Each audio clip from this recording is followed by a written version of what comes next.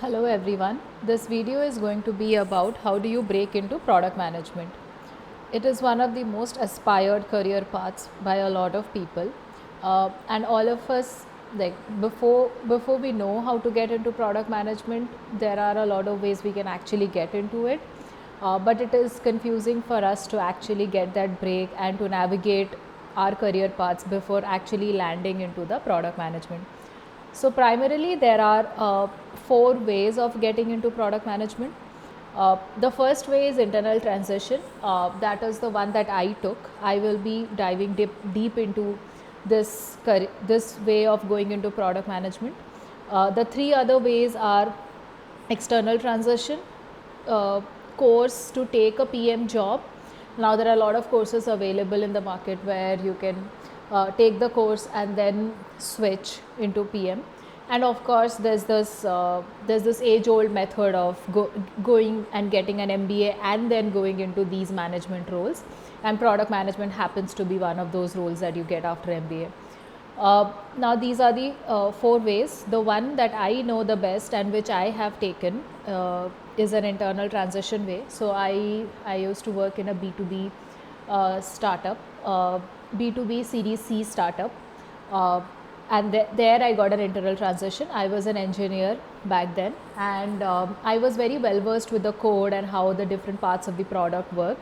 And after doing pretty well at engineering, I thought now that I have a very good grasp of how different parts work, I can go into that side where I write specs and flows for the product. And that's when I spoke to my manager. I spoke to other people, and especially the leaders in their organization, to give me an internal transition. And that is the reason. That's how I got into being into product management. So for most of you who are aspiring to be product managers, just speak to your managers and leaders in your organization to give you a product management role in that firm. And because you would have so much depth into how that organization functions, it will be very easy to navigate this new product manager role in that internal organization.